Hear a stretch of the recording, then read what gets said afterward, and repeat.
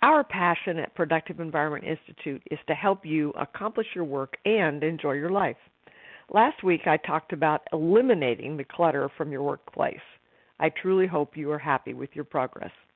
Hello, I'm Barbara Hemphill. This week I want to talk about fun things you can add to your workplace to spark joy. Many years ago I met a woman at a network meeting who made a comment I often hear. "Oh, you'd just die if you saw my office." Truthfully, I think the only thing about my work that I don't like is people thinking that I'm waiting to judge them.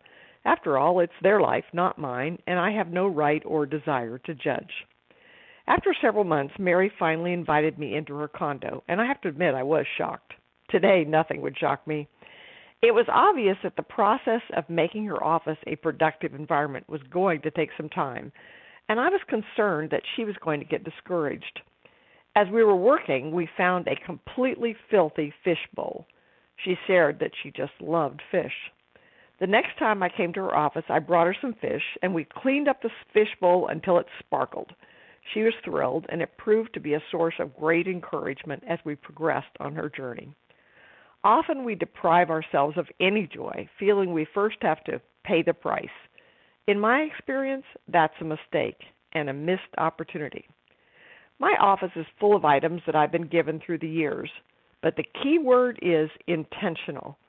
They are not there just because someone gave them to me and I don't want to seem ungrateful by getting rid of them.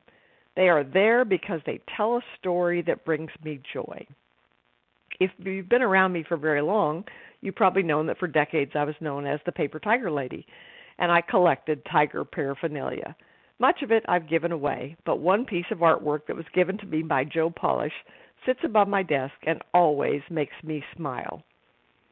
I put a copy of the interview we did so you can listen to that if you like. He's a great interviewer. Here's another idea. You can use your finding system, our version of a filing system, to bring joy as well. How about a file called Day Trip Ideas for a spur-of-the-moment adventure? Or I remember a client who had a file she labeled Warm Fuzzies. She said it was for those days when everything seemed to go wrong and she wanted to remember there were better days ahead. For years, I used a beautiful shell-shaped napkin holder for my outbox. Remember that grimy paperclip container I talked about last week? How about something beautiful that you haven't used in years from someplace else in your home you can use instead? What can you do to make your workplace more productive and more joyful? Thanks for listening.